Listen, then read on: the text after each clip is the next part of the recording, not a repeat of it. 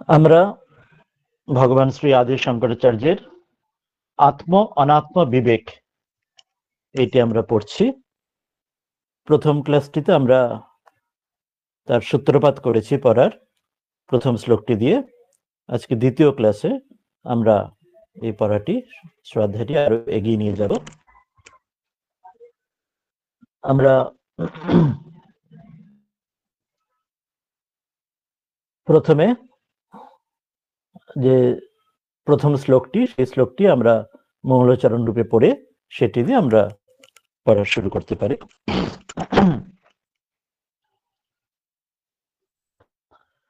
दृश्यं सर्वम् अनात्मा स्यात् दृक् एव आत्मा विवेकिनः आत्मानात्म विवेकोऽयं कथ्यते গ্রন্থ কোটিভিঃ।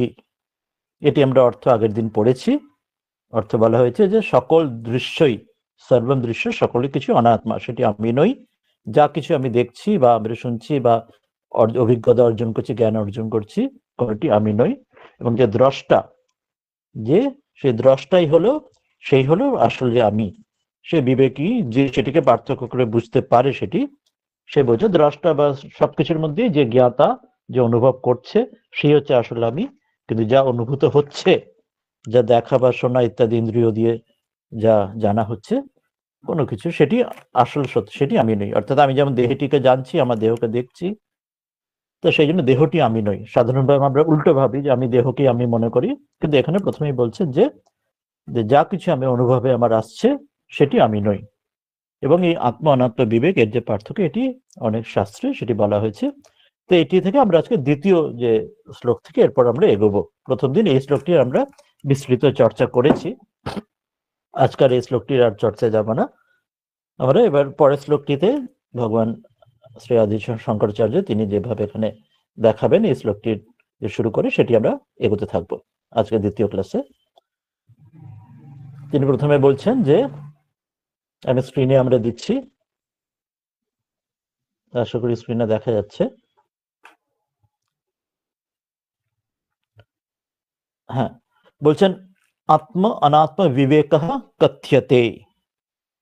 প্রথম তিনি বলছেন যে এবার আমরা যে বিষয়টি নিয়ে আমরা আলোচনা করব সমগ্র এই গ্রন্থটি, বলছেন কথ্যতে, এবার সেটির বিষয় শুরু করা হচ্ছে, তার ব্যাখ্যা শুরু করা হচ্ছে।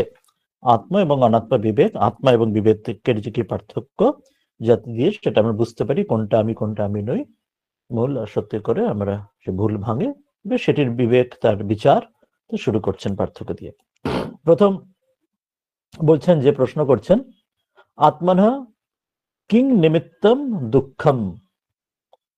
আমরা অর্থ আসছি যে আত্মা দুঃখর কি কারণে, কি কারণে তার দুঃখ। যে অন্যতে রয়েছে লেখা, আমরা স্ক্রিনে দেখতে পাচ্ছি, যে বলছেন আত্মা অনাত্মা বিবেক, আত্মা আর অনাত্মার পার্থক্য কথ্যতে, এটি বলা হচ্ছে। প্রথম প্রশ্ন এটি যে আত্মা না, আত্মার কিং নিমিত্তম দুঃখম, দুঃখ কি নিমিত্ত, কি জন্য দুঃখ, কেন আত্মা কেন দুঃখ। এটি প্রশ্ন এই কারণে আসছে যে আমরা যদি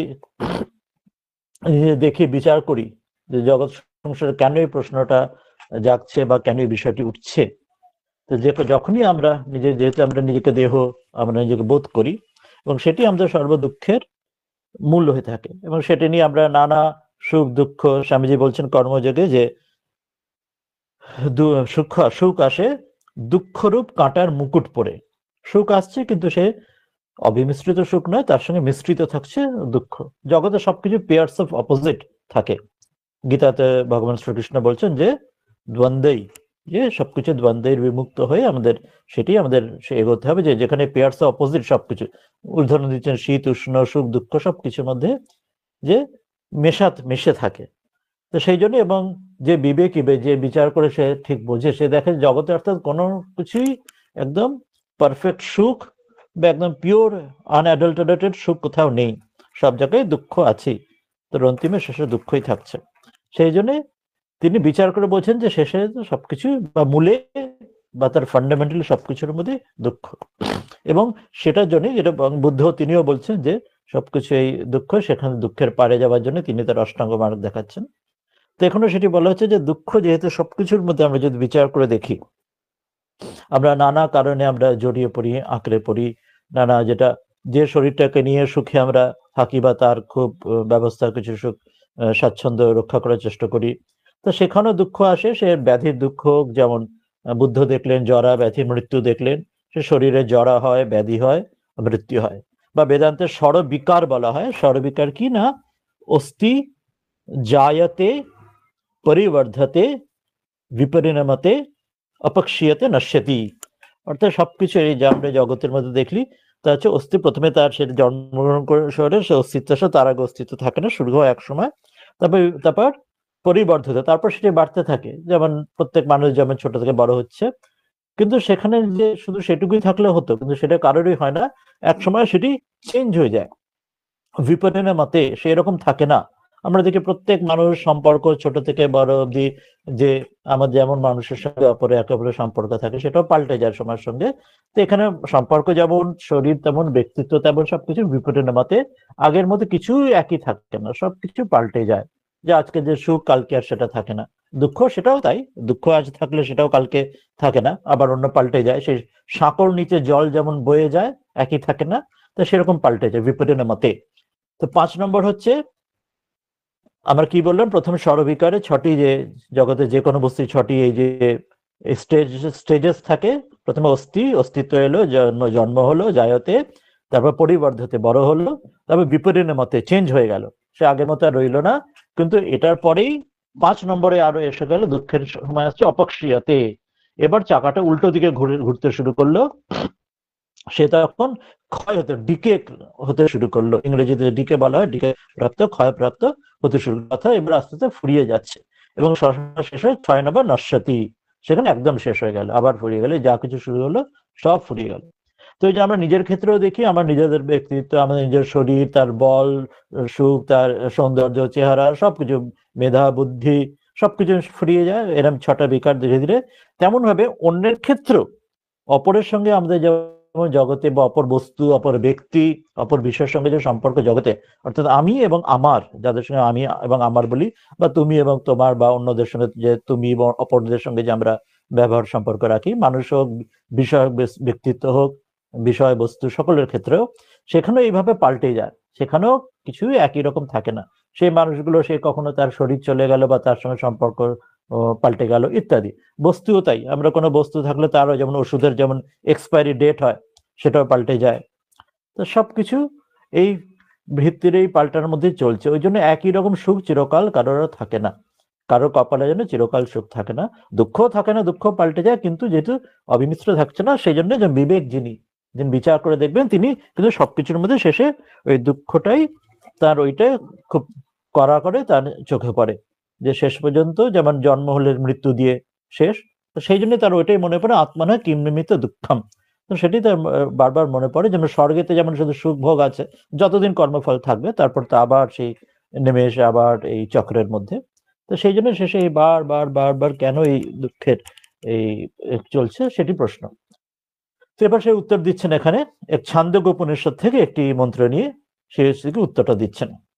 প্রথম উত্তরটা বলে দিচ্ছেন, শ্রী শঙ্করাচার্য বলছেন যে শরীর পরিগ্রহ নিমিত্তম, শরীর গ্রহণের জন্য, শরীর ধারণের জন্য, অর্থাৎ শরীরের সঙ্গে যে আইডেন্টিফিকেশন আমাদের, যে আমি শরীর, এই যে বোধ, এইটি হচ্ছে সর্বদুঃখের, সব সমস্যার, সব গন্ডগোলের মূল কারণ। যখন আমাদের আইডেন্টি, we are identify ourselves with this body, এবং আমি আর আমার, ঠাকুর বলছেন শ্রীরামকৃষ্ণ যে আমি মলে ঘুচিবে জঞ্জাল। সেই জন্য বলছেন শরীরের পরিগ্রহ, যতক্ষণ এই আমি আমার শরীরের সঙ্গে এই আমার একত্ববোধ, আমি আমার নিয়ে, সেটাই হচ্ছে দুঃখের সবকিছু সমস্যা, সব জঞ্জালের, সব গন্ডগোলের মূল। এবং উপনিষদ থেকে একটি মন্ত্র বলছেন, তিনি যেটি বললেন সেটা কি বোঝানোর জন্য, নহ বৈ সশরীরস্য সতঃ প্রিয় অপ্রিয় अपहति अस्ति इति শ্রুতেহ। ছান্দোগ্য উপনিষদে 8.12.1 এই মন্ত্রটিতে আমরা অর্থতে আসব। অর্থতে এখানে বিস্তার করে আসবেন যে ওই প্রশ্নটি, যে আত্মা কেন দুঃখ, শরীর পরিগ্রহণের জন্য। শরীরস্য, এখানে একটুখানি টাইপো এরার, প্রিন্টিং এরার একটু রয়েছে বাংলায়, যেখানে আমরা টাইপ দেখছি। তো আমরা মূল বাংলা অর্থটা দেখে নিচ্ছি। কিছুটা কম্পিউটারের প্রিন্টিং এরার রয়ে গেছে। তো যার দেহ অভিমান রয়েছে, তার সুখ দুঃখে যে অপহতি, অর্থাৎ যে বিরতি, তার নেই ইতি শ্রুতি। এবং শ্রুতিতে ছান্দোক্য উপনিষদে বলছেন যার দেহ অভিমান রয়েছে, যে নিজেকে দেহ বলে ভাবে, নিজেকে শরীরের সঙ্গে আইডেন্টিফাই করে, আই এম দিস বডি, তার সুখ দুঃখের কোনো অপহতি বা বিরতি নেই, তার সুখ দুঃখ থেকে তার ছাড় নেই, তার এই চলতেই থাকবে, তার এই সুখ দুঃখের আবর্তের মধ্যে এ ঘুরতেই থাকবে, তার এখান থেকে কোনো রকম ভাবে বেরোনোর উপায় নেই। এটি বলছেন শ্রুতিতে রয়েছে, দেহ অভিমান রয়েছে, তার সুখ দুঃখের বিরতি নেই। এটি হচ্ছে মূল শ্লোকে বললেন। সেটি মনে করালেন আমাদের যে ছান্দোক্য উপনিষদে, যে কেন শরীর পরিগ্রহ নিমিত্তম কেন দুঃখ না বৈ শরীরস্য সতঃ, যে নিজের সঙ্গে শরীরকে সঙ্গে সে যে যুক্ত রয়েছে, শরীরকে সৎ বলে মনে করছে, তার দেহ অভিমান রয়েছে যে আমার শরীরটাই আমি, তার এই প্রিয় এবং অপ্রিয় অর্থাৎ সুখ দুঃখ ভালো মন্দ এই সংক্রান্ত যা কিছু বা পুণ্যে তার কিছুই অপহতি মধ্যে সেখান থেকে ব্যাহত হওয়া, সেখান থেকে ছাড় পাওয়া, তা সেটি নেই। তার প্রথমে ন বলেছে না বই, তো অস্তি ইতি না অস্তি ইতি, অর্থাৎ সেটা নেই, তার কোনো রকম ভাবে সেখান থেকে ছাড় বাঁচার কোনো রকম ভাবে উপায় নেই। সে এটার মধ্যেই হাবুডুবু খায়, এই সুখ দুঃখ, প্রিয় অপ্রিয়, পছন্দ অপছন্দ, রাগ দ্বেষের মধ্যে সে ঘুরতে থাকে। এটি শ্রুতিতে ছান্দোক্য উপনিষদে বলছেন। অর্থাৎ সব গন্ডগোলের মূল হচ্ছে আমি বলে ঘুচিবে চলে, আমিটি আমি অর্থাৎ কোন আমিটি না, আমি দেহ, আমি যখন বলা হচ্ছে ওই কাঁচা আমি যেটি, আমি এই শরীর, এটি হচ্ছে সব গন্ডগোলের মূল কারণ। এবার এটা আমরা যেখানে যেহেতু এই শাস্ত্রে আমরা আত্মনাত্ম বিবেক তার বিচার করব, কোনটি আসল আমি, তাহলে কোনটিকে আমরা ভুলভাবে আমি বলে জানছি আর কোনটি আমার সত্য আমি, এটি বোঝার জন্য এবার তিনি বিচার শুরু করবেন। যে বিচার করে দেখাবেন কেন এই পয়েন্টটা ছি, যে শরীর এবং শরীর বোধ থেকে আমার যে দুঃখ যেন আসছে, তাই কেন সেটা আসছে বাই স্টেপ তিনি আসবেন। অসাধারণ একটি তিনি পরপর একটা স্টেজেস দেবেন, দিয়ে দেখাবেন যে নেক্সট স্টেপ অনুযায়ী যে কেন এটা হচ্ছে, সেখান থেকে পরের স্টেপ সেটা কেন হচ্ছে, এইভাবে করে করে আমাদের যুক্তিতে দেখাবেন। আগেরটা তো ওই টাইমে পড়লাম যে শ্রুতিতে বললেন যে দেহ অভিমান রয়েছে, আমি দেহ বলেই যখন বোধ রয়েছে, তার সুখ দুঃখে বিরতি নেই, আর সেই জন্য দুঃখ রয়েছে আত্মার, ওই জন্য দুঃখ, এই যেহেতু সে শরীর বলে বোধ করছে।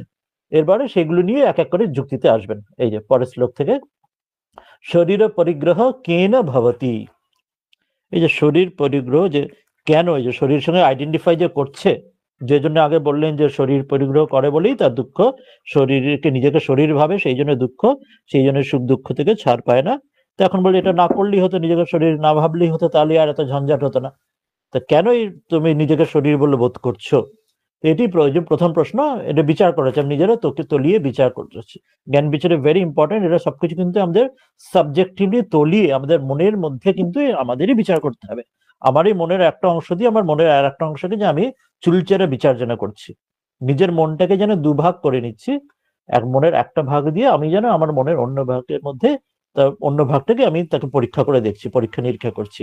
বাইরের জগতে যেটা আমরা ফিজিক্স কেমিস্ট্রি বিজ্ঞানে যেটা সায়েন্সে করি, সেখানে আমরা অবজেক্টিভলি বাইরের জগতে ল্যাবরেটরিতে বা প্রকৃতিতে বাইরে গিয়ে করি, জগতে গিয়ে সেখানে করি, সেখান থেকে আমিটি আলাদা সেখানে, আর সেখানে শুধু বাইরের বস্তুটাকে নিয়ে আমরা বিচার করি, চুলচেরা বিচার বাইরে করি।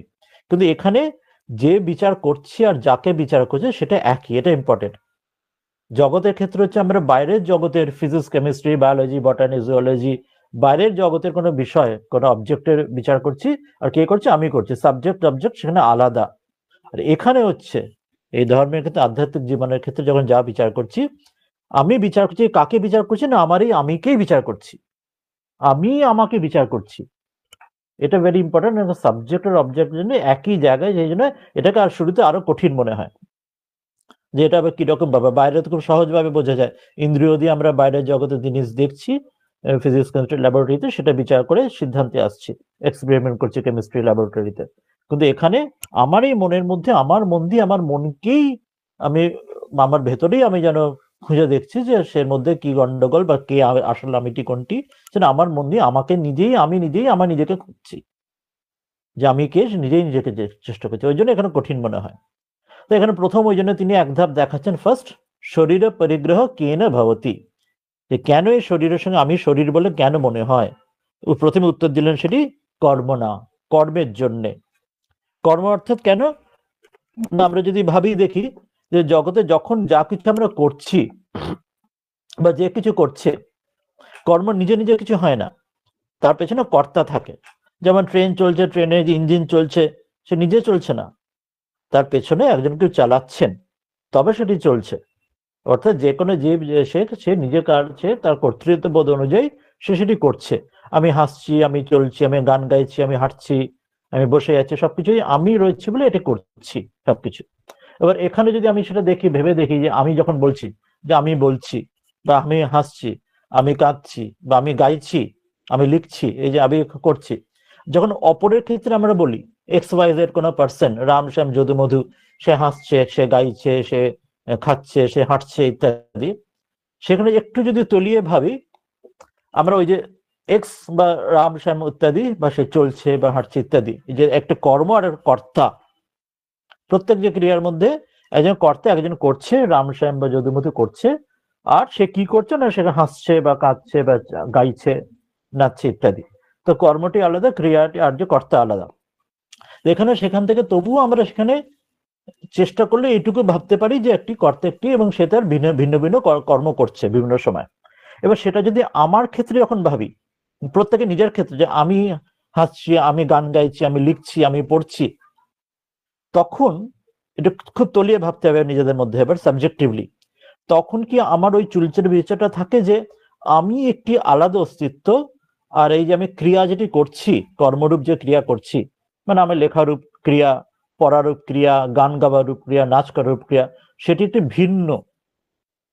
একটু তলিয়ে জাস্ট নিজের দিকে যদি ভেবে দেখি, আয়নার মতো নিজের দিকে যদি তাকিয়ে ভাবি ভেতর ভেতর মনে মনে, আমরা কি যখন এই কথাগুলো বলি, যখন আমি নিজের সম্বন্ধে যখন বলছি, আমি আমি কথা বলছি, আমি গান গাইছি, আমি পড়ছি, আমি লিখছি, তখনই আমাদের ওই ভেতরে কি তখন খেয়াল থাকে আমাদের যে আমি একটি ভিন্ন, আর এই লেখা রূপ ক্রিয়া, গান গাওয়া রূপ ক্রিয়া, রান্না করার রূপ ক্রিয়া, পড়ার রূপ ক্রিয়াটি একটু ভিন্ন। কিন্তু আমরা যদি তলিয়ে ভাবি, বেশিরভাগ সময় থাকে না। আমরা এত আইডেন্টিফাই করিনি আমাদের কর্মের সঙ্গে, ওই গান গাওয়া লেখা সবের সঙ্গে, আমরা তার সঙ্গে পুরো মিশে যাই।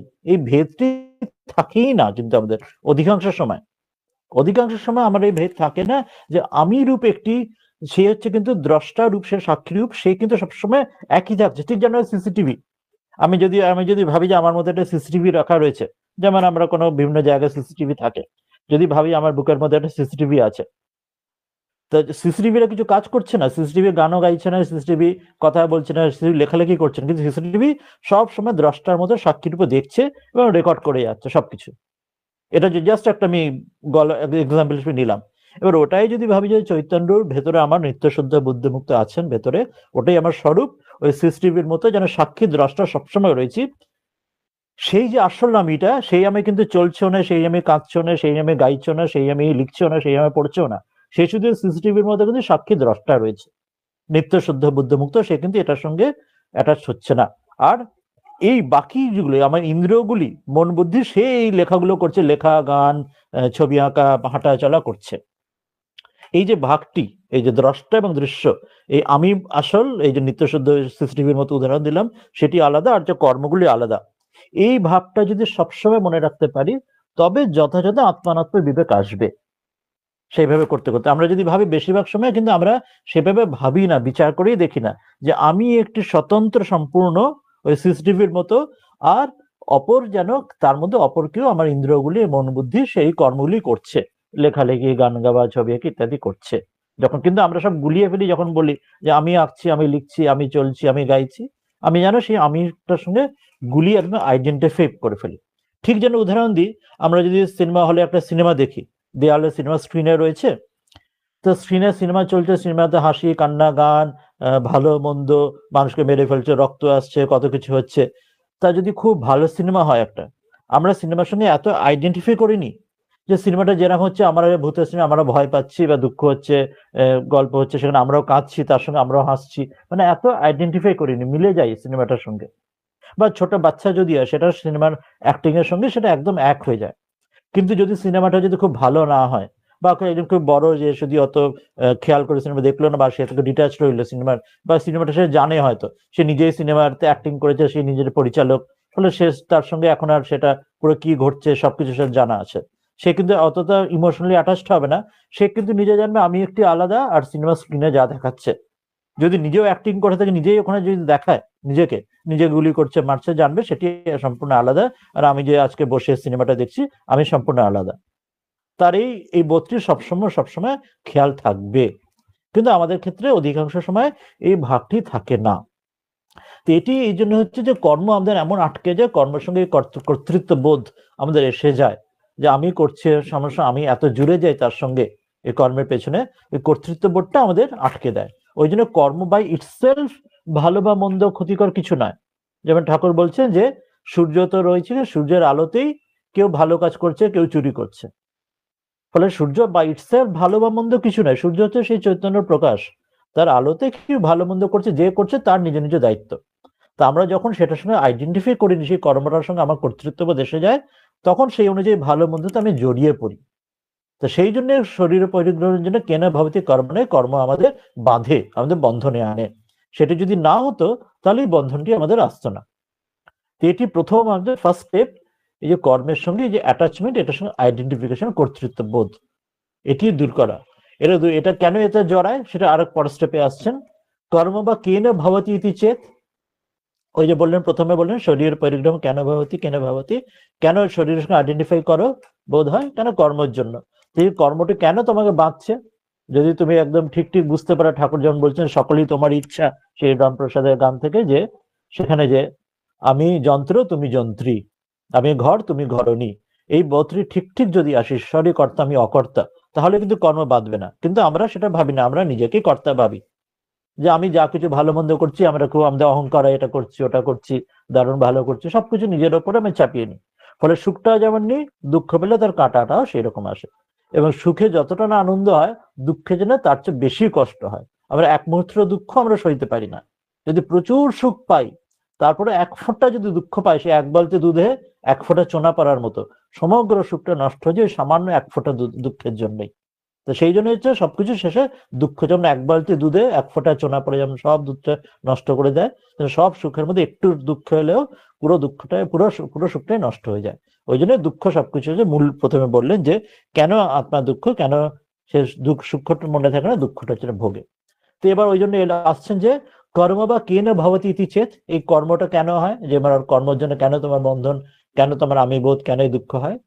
বলছেন কর্ম যে বাধে, তোমার যে দুঃখ দেয়, যে শরীরের সঙ্গে আইডেন্টিফাই করে, কারণ হচ্ছে রাগাদিভ্য, অর্থাৎ রাগ মানে অনুরাগ এবং রাগ আদি মানে দ্বেষ, অর্থাৎ পছন্দ এবং অপছন্দ। কাউকে আমাদের পছন্দ হয়, কাউকে অপছন্দ হয়, কখনো রাগ হয়, অনুরাগ হয়, কখনো দ্বেষ হয়, কখনো ভালোবাসা হয়, কখনো ঘৃণা হয়। তো এই যে স্থিতিটা সবসময় বললাম ডুয়ালিটি থাকে জগতের মধ্যে, এই সুখ দুঃখের মধ্যে পেয়ার্স অফ অপোজিট। তো সেই রকম রাগটাও একটা থাকে না, যে রাগ অনুরাগের সঙ্গে দ্বেষ বিদ্বেষ থাকে, অর্থাৎ সেটাই কোনোটা পছন্দ, কোনোটা অপছন্দ, কোনোটা প্রিয়, কোনোটা অপ্রিয়। ওই কর্ম যখনই ওটার সঙ্গে আমি আইডেন্টিফাই করলাম, আমি কর্তৃত্ববোধ এলাম, তখন এটা আমার, ওটা আমার নয়, এটা তোমার, এটা অন্যের। তো এইরকম ভাগ করি না, আমরা একটা সীমানা, একটা দেওয়াল টেনে দিই, আর দেওয়াল টানলেই দেওয়ালের এপারে যে আছে তার প্রতি আমার পছন্দ, দেওয়াল ওপারে যে আছে তার প্রতি আমার অপছন্দ বা ঘৃণা, এই সমস্যা এসে যায়। তো এই জন্যই বলছেন যে যখন কর্তৃত্ববোধ এলো, তখন এই রাগ অনুরাগ দ্বেষ বিদ্বেষ এগুলো এসে গেল, ভালোবাসা ঘৃণা এসে গেল, এবং সেটা আমাদের এই একদম আষ্টপৃষ্টে জড়িয়ে ধরছে। এরপর বলছেন এক স্টেপ আরো পরে, যে রাগটা কেন হয়, এই রাগ অর্থাৎ রাগ অনুরাগ বা দ্বেষ, ভালোবাসা ঘৃণা, পছন্দ অপছন্দ, অ্যাটাচমেন্ট, আর তার সঙ্গে তার বিরুদ্ধতা যেটা নেগেটিভিটি এনভি, এগুলো কেন হয়। রাগ আদি কেন ভবতি ইতি চেত, যে কেন এই স্টেপ, এগুলি বিচার করে আমাদের মনের মধ্যে, যেখানে এটার জন্য বলার উদ্দেশ্য এটাই হচ্ছে, যেখানে আমরা এই আমাদের আইডেন্টিফাই আসে নিজের জীবনেও প্রত্যেক কর্ম, নিজের যেখানে রাগ ঘৃণা অভিমান দ্বেষ বিদ্বেষ ভালোবাসা ঘৃণা আছে, সেখানে এই বিচারটা আমরা কাজে লাগবো। সাবজেক্টিভলি আমরা নিজেদের করব, শুধুমাত্র অবজেক্টিভলি থিওরি পড়ে নয়, এটা আমাদের নিজের জীবনে আমরা যখনই আমাদের মনের মধ্যে নানা চিন্তাগুলো জাগবে, নানা সমস্যা জগতে নানা রকম প্রসঙ্গ উঠবে, তখন এইভাবে বিচার করে করে তলিয়ে তলিয়ে আমাদের এর থেকে বেরোনোর চেষ্টা করতে হবে। তবে সে আমরা ঠিক ঠিক আত্মানত্ব বিবেকে আমরা মূলে পৌঁছবো।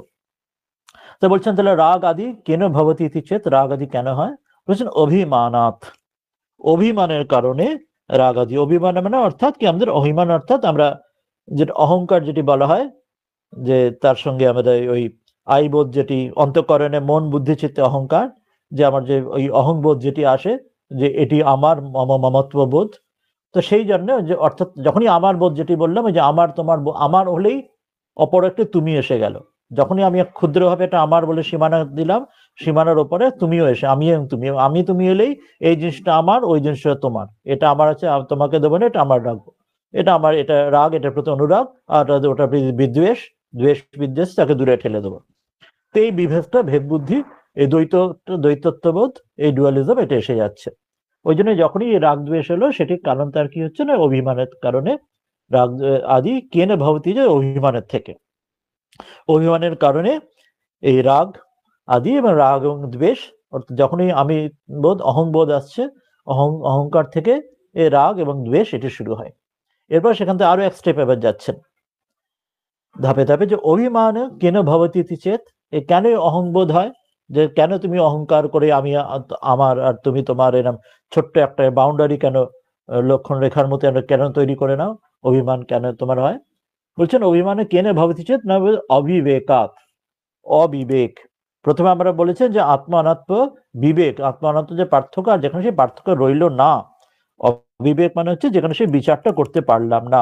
বিবেক মানে ডিসক্রিমিনেশন, যেন আত্মা অনাত্মার মধ্যে ঠিক ঠিক তফাৎটা করে নিতে পারা, ওই চুলচারা যেমন ঠিক আলাদা করে বিচার করে নিতে পারা। আর যেখানে সে চুলচারা বিচার করতে পারলাম না, সব গুলিয়ে গেল, মিলে গেল, সেই পার্থক্য রইল না, সব মিলেমিশে গেল, কোনটা ঠিক কোনটা বেঠিক, কোনটা সত্যি কোনটা মিথ্যে, কোনটা ভালো কোনটা মন্দ, এই পার্থক্য যেখানে রইল না, তখন সেটা হচ্ছে না, ওই কারণে ওই না থাকার জন্য অহংকার তৈরি হচ্ছে, এবং সেখান থেকে ধাপে ধাপে করে আমরা ওই আমি আমার তুমি তোমার রাগ দ্বেষ শুরু হলো।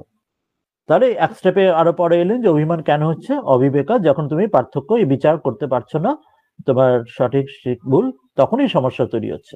এবার আরো এক স্টেপ আসবেন, যে অবিবেক, কেন তুমি এই বিচারটা করে উঠতে পারছো না, কেন কেন ভবতি চেত, যে কেন, যেমন যে সূর্য আছে, যে সূর্যের সামনে যদি মেঘ ওঠে, বা একটা গামছা দিয়ে সূর্য আড়াল কর, সূর্যকে দেখা যাবে না, কিন্তু সূর্য তো সকলের চেয়ে বড়, মেঘের চেয়েও বড়, গামছার চেয়েও বড়, কিন্তু ছোট্ট মেঘ বা আরো ছোট্ট গামছা কিন্তু সূর্যকে চোখের সামনে আড়াল করে দেয়।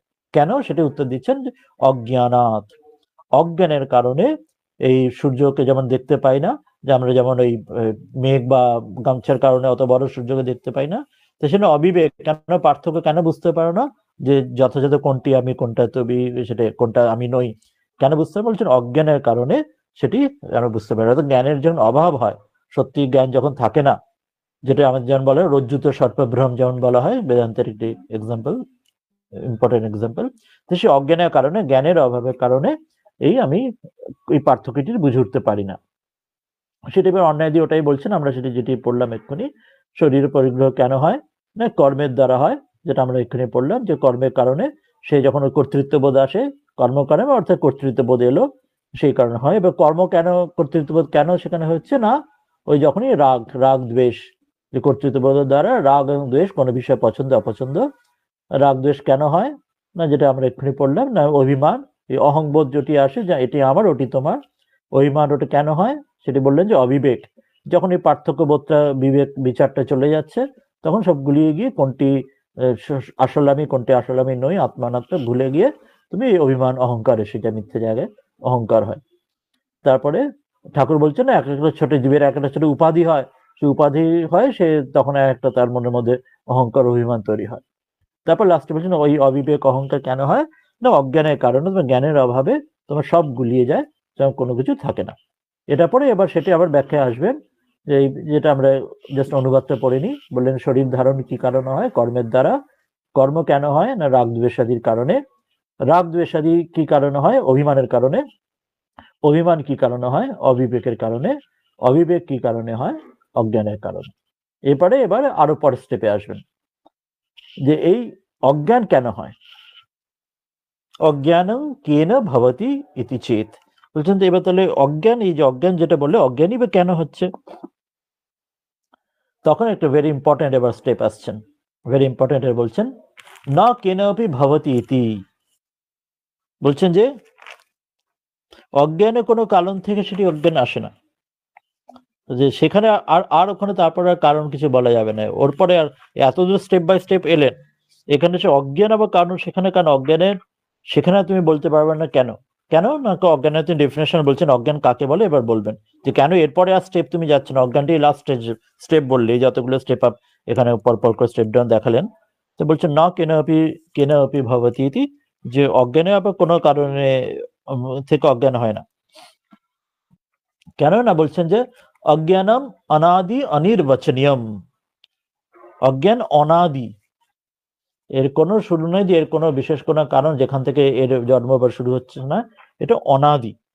অজ্ঞানের কোনো শুরু নেই, যেখানে শুরু হবে সেখানে তার একটা কোনো শুরু করার একটা কোনো স্টেপ থাকে, এখান থেকে তার জন্ম হলো, এখান থেকে শুরু হলো। সেই জন্য অজ্ঞানের আগে আর কিছু বলার জায়গা নেই, সেটা অনাদি। আর একটা কি অজ্ঞান হচ্ছে অনির্বচনীয়ম, অজ্ঞানকে যে কি সেটাকে মুখে প্রকাশ করা যায় না, সেটাকে মুখে বলা যায় না।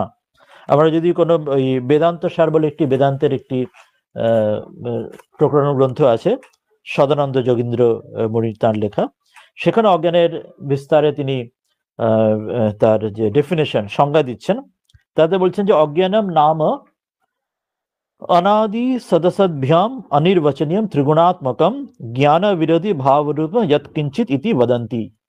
এটা অজ্ঞানের এই বইতে নেই, আমরা যেটা পড়ছি তার মধ্যে এটা সেটা বিস্তারে দেওয়া নেই, আমরা ওখান থেকে বললাম, এটি ডেফিনেশনটা ওই বইতে আছে, যে বেদান্ত সার নামে একটি সদানন্দ যোগীন্দ্রের বইতে, তাতে অজ্ঞানের ডেফিনেশন দিচ্ছে। এখানে শুধু এইটুকু বলা রয়েছে অজ্ঞান কি না অনাদি এবং অনির্বচনীয়। একটা তো অনাদি, অজ্ঞান কোনো শুরু নেই, যেহেতু শুরু নেই সেখানে তার কোনো কারণের কোনো জায়গা নেই, যার শুরু আছে সেখানে তার তার যে কারণ, সেটি কারণ থেকে কার্য আসে বলা যায়।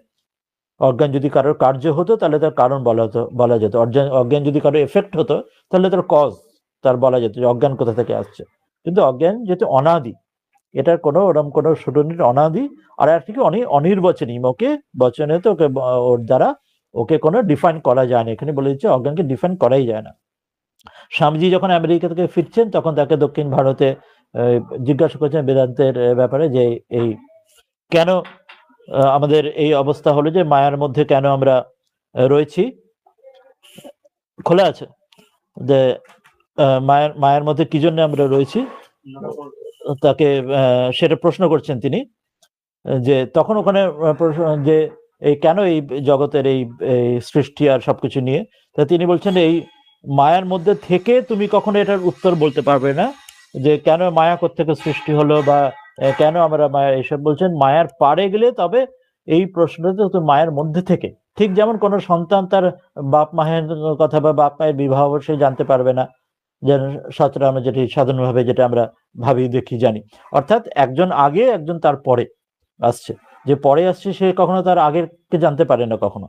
তো সেই রকম বলছে মায়ের মধ্যে থেকে আমরা মায়ের পারে বিষয়ে জানতে পারবো না, যখন মায়ের পারে চলে যাব অর্থাৎ আমাদের অনুভূতি হবে, ব্রহ্ম অনুভূতি হবে, তো সেই ব্রহ্ম জ্ঞানীর চোখে তখন আর মায়া নেই, তার দৃষ্টিতে তখন আর মায়া নেই, তখন সেই প্রশ্ন করার অবকাশই তখন আর রাখবে না যে মায়া কোথা থেকে এলো।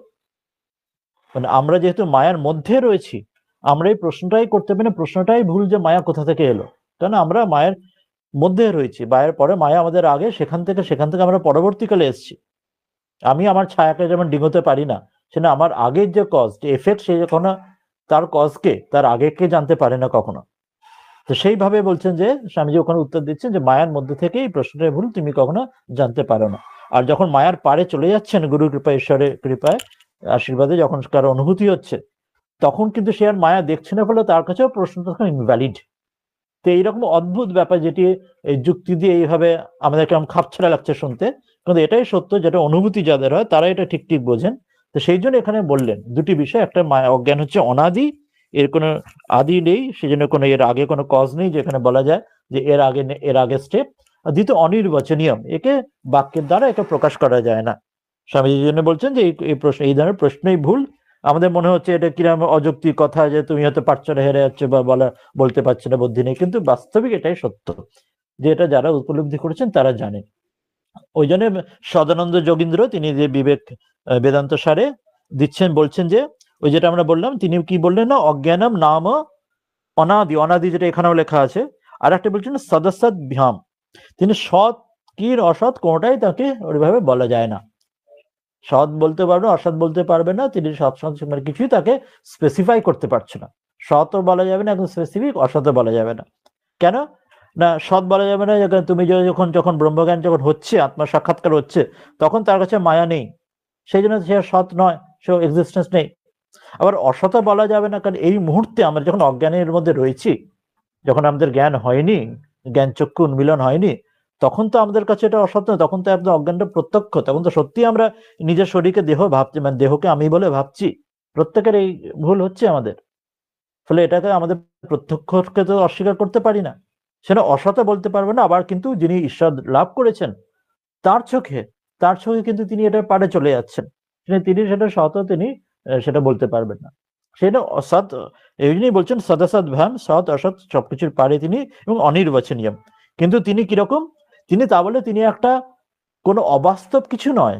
অবাস্তব মানে কিরকম, যেন আকাশ কুসুম যদি বলি শব্দটা, মানে আকাশে তো কোনো গাছ রয়েছে, আকাশে তো গাছ থাকে না, গাছ থাকার জন্য মাটি চাই বা জল চাই, আকাশ কুসুম। অথবা শস্যশৃঙ্গ, যেমন বলা হয় যে আমাদের খরগোশের একটা সিংহ দিয়েছে, খরগোশের তো সিংহ হয় না, সিংহ হয় গরুর বা হরিণে, তাদের সিংহ হয়, খরগোশের সিংহ হয় না। তা যদি কিন্তু এই শব্দগুলো যদি বলি, বা সোনার পাথর বাটি, পাথর হলে পাথর হবে, সোনা হলে সোনা হবে, তো কোনোটা এরম মিক্সচার, ওটা ওটা অবাস্তব জিনিস, মানে ওরা ভয় নেই। বা বন্ধা পুত্র, যে বন্ধা, যে ফার্টাইল নয়, তার পুত্র, তার সন্তান, তো এটা এগুলো অ্যাবসলিউট, মানে এগুলো অ্যাবসার্ড।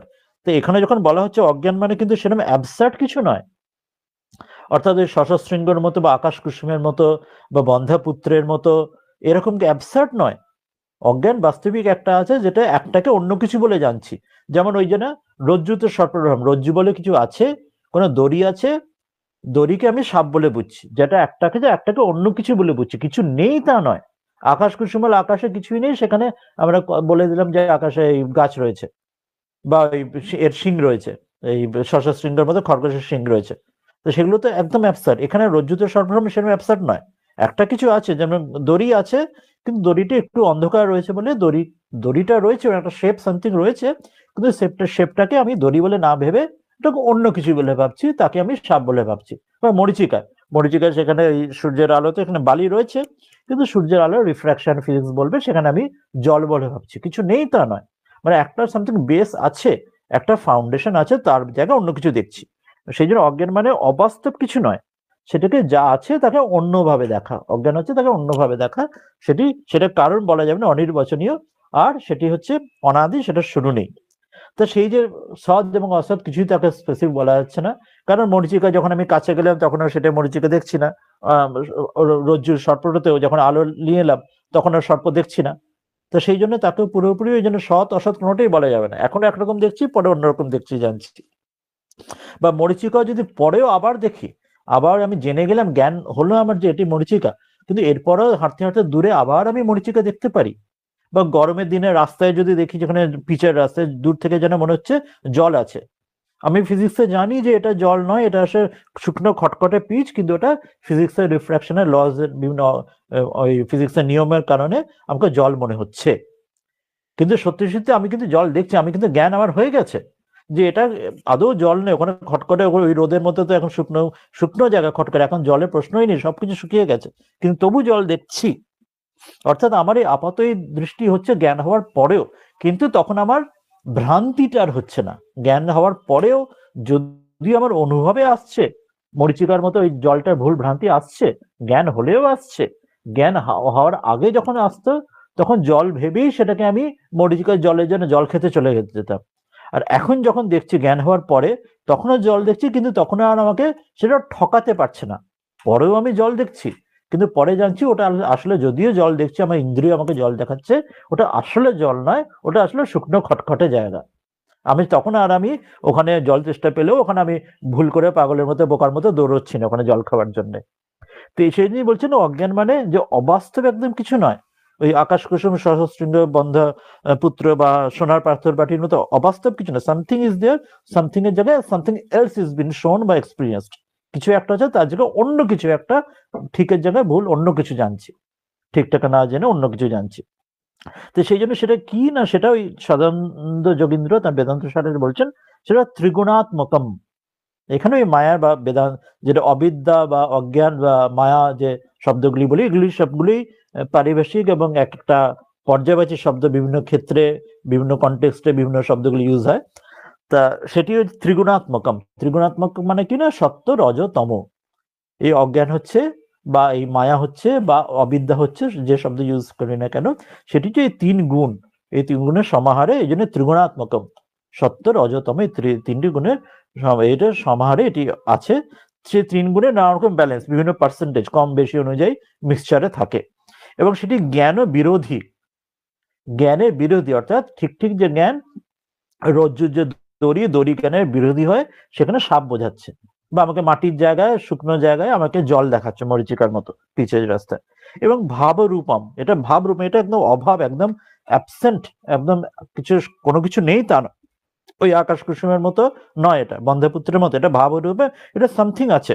সামথিংটা কি বলছে না, যৎ কিঞ্চিত, এখানে ওটা সাধারণত এই বইতে লেখা নেই, আমরা এখানে স্ক্রিনে দেখাচ্ছি না, ওই জন্য আমি বেদান্ত সার থেকে বলছি। এটি ভাবরূপম যৎ কিঞ্চিত ইতি বদন্তি, তাকে বলা হয় ওই জন্য ভাবরূপম, ইট ইজ সামথিং, ভাবরূপম, এটা অভাব নয়, অ্যাবসেন্স নয়, সামথিং যৎ কিঞ্চিত, কিছু একটা ওটা আছে, কিন্তু এর বেশি কিছু কি বলতে পারবো না। ওই 3টি গুণের সমাহার, জ্ঞানের এগেনস্টে ওটা রয়েছে, সৎ কি অসৎ বলা যাচ্ছে না, অনির্বচনীয়, এর বেশি প্রকাশ করা যাচ্ছে না, বচনে বাক্যে আসবে না, আর অনাদি, সেটা কোনো শুরু নেই, এই হচ্ছে বলা যাবে, এতদূর বলা যাবে।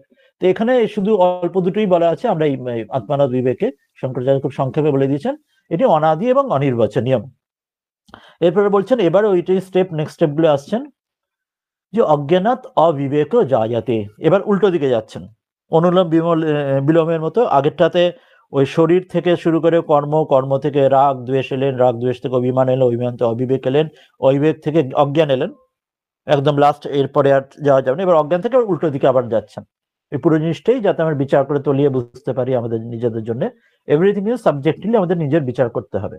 এখানে বলছে অজ্ঞানাদ অবিবেক জায়াতে, এই অজ্ঞান থেকে, যে অজ্ঞানকে এর বেশি কিছু ডিফাইন করা যায় না সত্য রজতম 3টের মধ্যে, সেখান থেকে অবিবেক মানে এই পার্থক্য যেটি গুলিয়ে যায়, ঠিক এবং বেঠিক, সত্য এবং মিথ্যা, ভালো মন্দের পার্থক্য গুলিয়ে যায়, অজ্ঞান থেকে অবিবেকের জন্ম হয়, অবিবেকের জন্ম হয়, অর্থাৎ সেখান থেকে অবিবেক আসে, এখানে শুরু হয় অজ্ঞান থেকে, অবিবেকের সেখানে আসে, সেখানে শুরু করে, সেখান থেকে তার জন্ম হচ্ছে, উৎপন্ন হচ্ছে।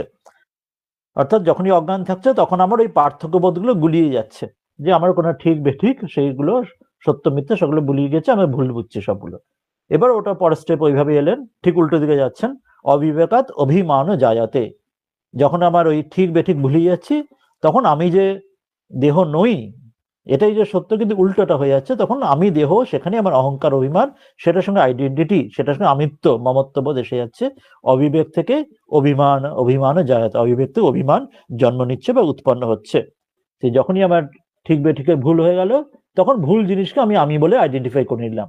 এবার সেই অভিমান যখন এলো, কি হলো না, অভিমানাত রাগাদয় জায়ন্তে, রাগ আদি মানে রাগ এবং দ্বেষ, ভালোবাসা ক্রীড়া ইত্যাদি, জায়ন্তে ইত্যাদি জন্মগ্রহণ করবে, উৎপন্ন হয়। অভিমান যখন আমি আমার এটি এসে গেল, তখন আমি আমার, তুমি তোমার, এটা আমার পছন্দ, ওটা পছন্দ, একে ভালোবাসি, ওকে ঘৃণা করি, এগুলো প্রিয়, এটি অপ্রিয়, এগুলো তৈরি হয়ে গেল, অভিমান থেকে রাগ আদি জায়ন্তে। এরপরে স্টেপ কি, এবার সেখান থেকে অভিমানে রাগ আদি জায়ন্তে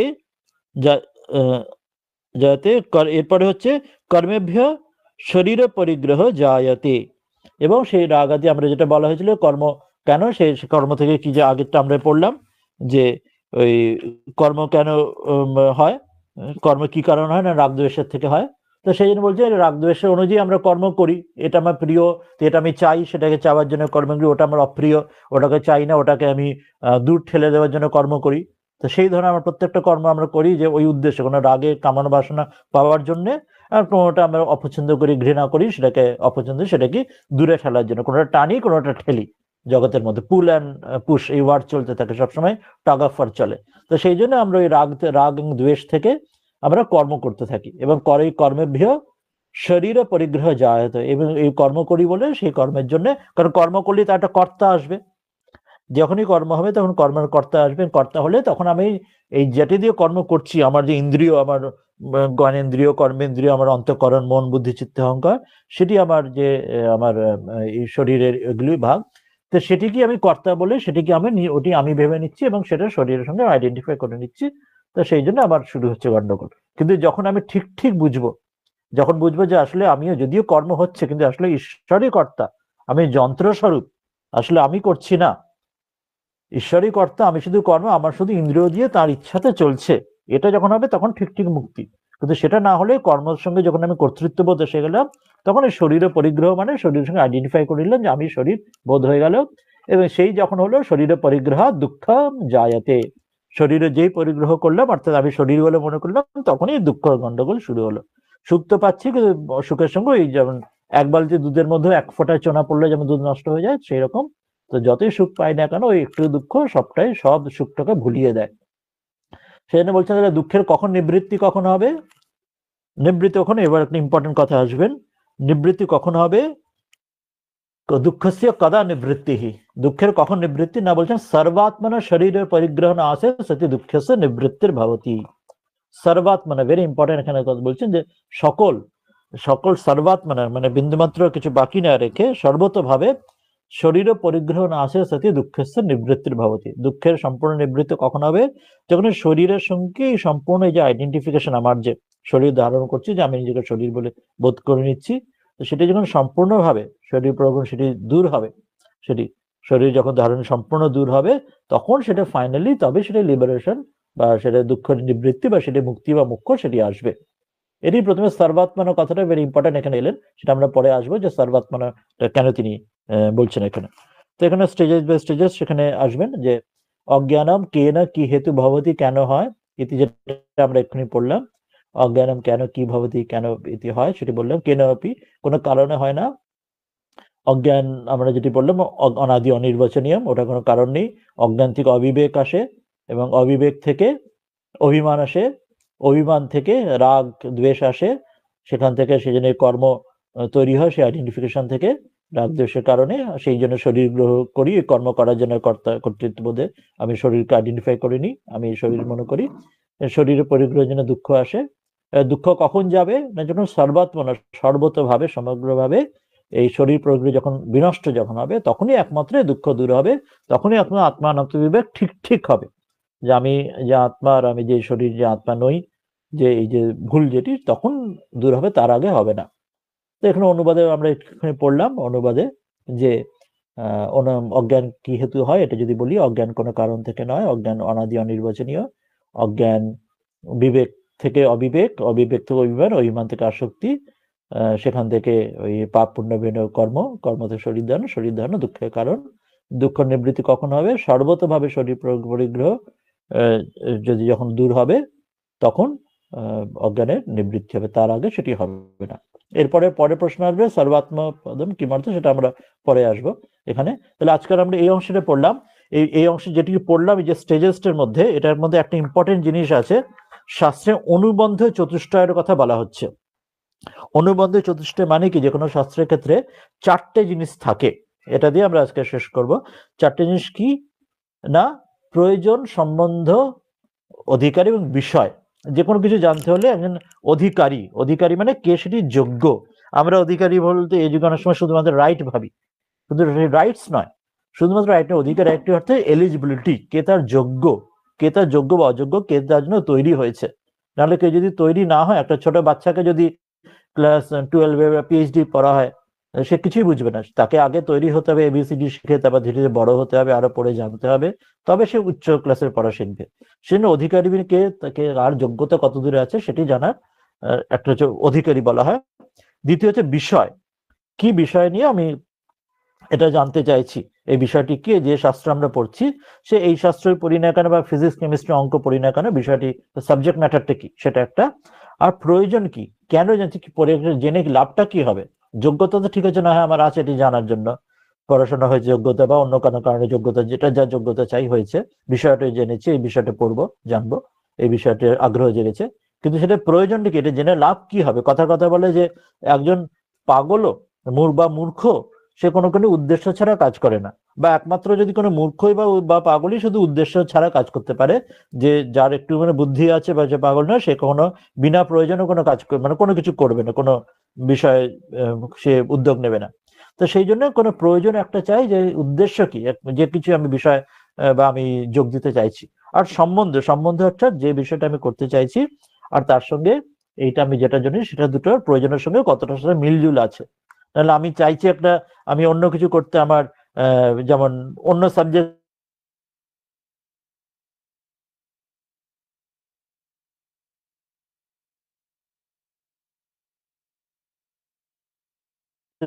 না। তো সেই রকম বলা হচ্ছে যে সেটা হচ্ছে সম্বন্ধ। তা প্রত্যেক বিষয়ের জন্য বিষয়টা জানা চাই, কেন প্রয়োজন কি, সেটা আমার কি লাভ হবে, আর তার অধিকারীকে জানার যোগ্য কি, আর সম্বন্ধ কি সাবজেক্ট ম্যাটার সঙ্গে।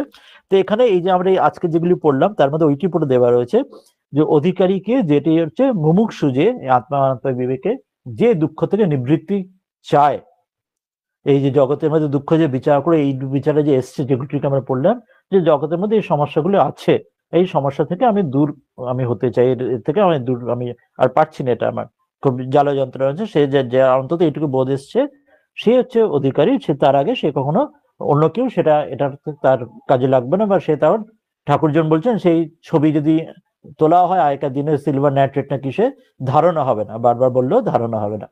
তো অধিকারী, আর বিষয়টা কি, বিষয়টি বলা হলো যে বিষয় হচ্ছে এই আত্মা এবং অনাত্মার, যে আমি কোনটি আসল আর কোনটি আমি দেহ, যে আমি নই, এই যে বিচারটি করা, এটি হচ্ছে।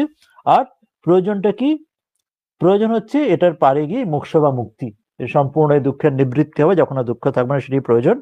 আর সম্বন্ধটা কি, না এই শাস্ত্র পড়লে ওই বিচারে আমাদের সহায়ক হবে, এবং আমাদের ওই প্রয়োজনটা, অর্থাৎ দুঃখ যে নিবৃত্তি মোক্ষ লাভের দিকে আমাদের সহায়ক হবে। এই শাস্ত্রটা আমাদের সেই বোধ বুদ্ধি দিয়ে জ্ঞান বিচার করে আমাদের গুরু কৃপে, ঈশ্বর কৃপে এগিয়ে নিয়ে যেতে সাহায্য করবে।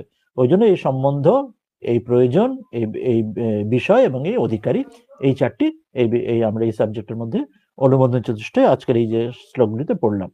আজকে আমরা এখানে শেষ করব। যদি এবার কারোর কোনো আলোচনার প্রশ্ন, যে কোনো কিছু বলার বা কমেন্টস, ফিডব্যাক কিছু থাকে, তাহলে মিনিট 5 বোধহয় আছে, আমরা শুনতে পারি, বলতে পারি। কেউ কিছু বলতে, শুনতে বা কিছু জানাতে চাইবেন আগের ক্লাস বা আজকের ক্লাস অনুযায়ী, রেকর্ডিং করে দিয়ে যাবে। এনিবডি, কেউ কিছু বলুন যদি আগ্রহী হন।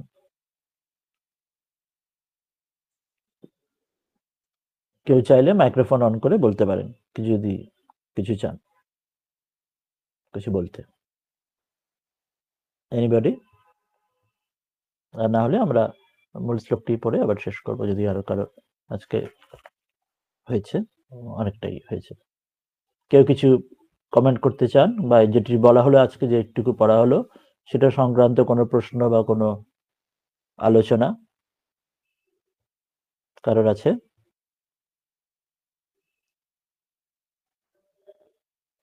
ঠিক, তাহলে কারো কাজ নেই। আজকে আমরা এখানেই তাহলে শেষ করব। আমরা আশা করি আর কোনো প্রশ্ন বা আলোচনা, অন্য কারোর কিছু বক্তব্য কিছু নেই। আমরা সেক্ষেত্রে এই প্রথম যে শ্লোকটা দিয়ে আমরা শুরু করলাম, সেই শ্লোকটি একবার পড়ে সেটা দিয়ে আমরা পাঠ শেষ করছি। কোনো কারোর তো কিছু জিজ্ঞাসা বা কিছু নেই তো? ঠিক। দৃশ্যং সর্বম অনাত্মা স্যাৎ দৃক এব আত্মা বিবেকিনঃ। এটি বারবার আমাদের, যেটা মনে রেখে বারবার আমাদের এটি নিজের মধ্যে বারবার বিচার করতে হবে। কি বলছেন, না যা কিছু দৃশ্য, যা কিছু দেখছি, যা কিছু শুনছি, যা কিছু অনুভব করছি, যা কিছু জ্ঞান অর্জন করছি, সবকিছুই কোনোটি কিন্তু আমি নই। ওই যেটা আমরা উদাহরণ দিলাম, যে আমি করছি, আমি চলছি, আমি হাঁটছি ইত্যাদি, সেটা খেয়াল রাখা সব ক্ষেত্রে, যে যেগুলি ক্রিয়া যেগুলি হচ্ছে, আমি জানি সিসিটিভির মতো, কিন্তু একটা চৈতন্য, সে সিসিটিভি জ্বর সেটি, কিন্তু আমি জানি নিত্য শুদ্ধ বুদ্ধমুক্ত, সেটি থেকে আলাদা, যেমন সবসময় সাক্ষী দ্রষ্টার মধ্যে, যে দৃক এব আত্মা বিবেকী নয়, যে বিচার এটি সবসময় মনের মধ্যে করতে থাকে, যে সেই যে দ্রষ্টা সাক্ষী, সেই হচ্ছে আসল আমি। আর যা কিছু সে সিসিটিভিতে যা ধরা পড়ছে, যা কিছু দৃশ্য ধরা পড়ছে, সেটা কিন্তু আমি নই। এখনো তাই, যা কিছু আমি অনুভবে আমার আসছে, জ্ঞান অর্জন হচ্ছে, সেটা আমি নই, যে করছে এই দ্রষ্টা সাক্ষী, সেটি আসলে আমি। এই আত্মা অনাত্মার যে বিবেক, এটি গ্রন্থ কটিবে, অনেক গ্রন্থে, অনেক শাস্ত্রে, শ্রুতিতে মহাপুরুষ এটি বারবার বলে গেছেন। এটি আমাদের গুরু যেমন আমাদের শিক্ষা দিয়েছেন, তো সেই রকম ঈশ্বরের যেন তার কৃপাতে আমরা বারবার বারবার এটি আমরা বিচার করব। এটি হচ্ছে এটির মূল। এই শাস্ত্রটা আমরা এই যেটি আছে পড়ছি, এটা পরের দিনে আবার এই স্টেজেসগুলো আবার বারবার করে নেক্সট স্টেপে, এটাই তিনি নানা দৃষ্টিকোণ থেকে আরো সূক্ষ্মানুসূক্ষ্ম বিচার করে দেখাবেন। তাহলে আজকে আমরা এখানে শেষ করি। আর কোনো প্রশ্ন তো বোধহয় কিছু নেই এই বিষয়টি নিয়ে। আমরা আজকে এখানে শেষ করবো, পরের দিন আবার পরের সপ্তাহে না হলে যখন হবে শুরু হবে। ভালো থাকবেন।